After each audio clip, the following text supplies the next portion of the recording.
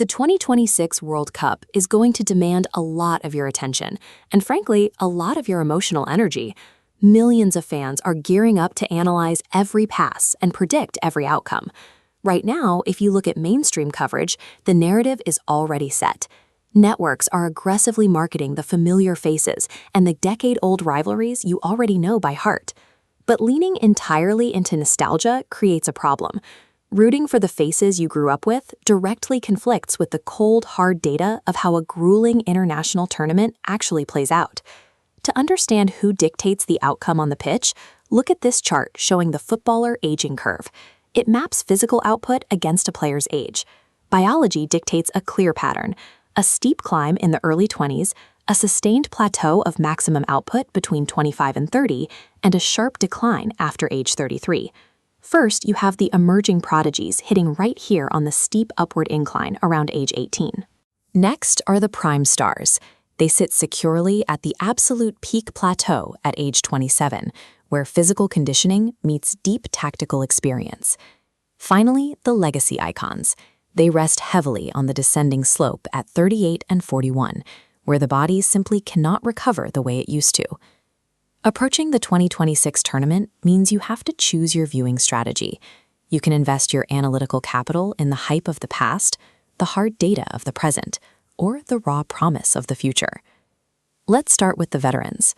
The players in the 33 to 41 age bracket arrive with immense historical weight, all chasing the defining prize of international football. Cristiano Ronaldo continues to push his fitness levels at age 41, taking one final shot at his maiden World Cup title. Lionel Messi returns at 38 to defend Argentina's title, but his involvement will be strictly limited by how his body handles the heavy schedule. At 33, Mohamed Salah brings the same dynamic. He has secured almost every major club honor, leaving international glory as the final missing piece. Fielding these legends requires a strict trade-off.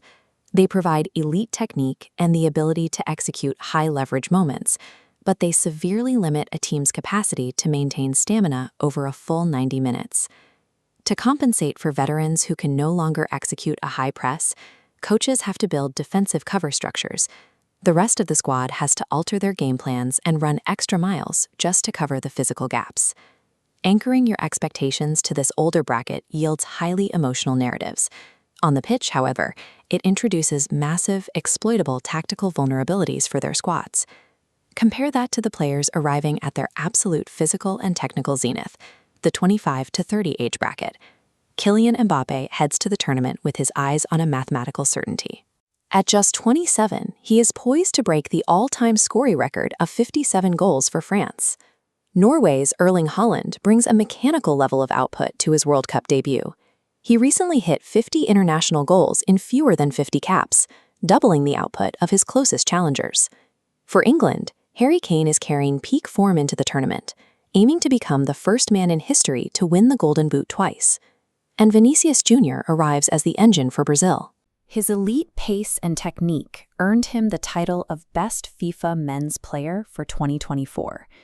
Investing your team's strategy into this age group guarantees a specific outcome. You get supreme attacking firepower and the physical conditioning to sustain dominance across every minute of a match. But there is a drawback. Because these prime players are known quantities, opponents will build entire defensive game plans strictly to double mark and neutralize them. This bracket offers the highest probability of objective statistical returns. However, to win the tournament, their teams must rely heavily on secondary scorers to step up when these stars are suffocated. Then you have the wildcard bracket. These are the teenagers and early 20-somethings stepping onto the global stage without decades of historical data for opponents to analyze. Spain's Lamine Yamal is only 18, but he shows incredible maturity on the wing.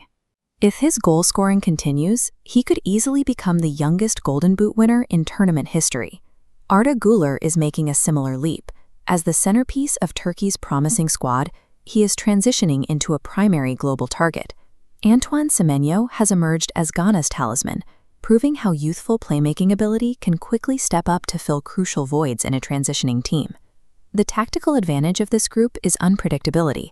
They inject flair and pace that opposing teams haven't spent years scouting. But the risks are equally high. A condensed tournament format creates a severe probability of physical burnout, and there is zero data on how these young players will handle the pressure of a World Cup knockout match.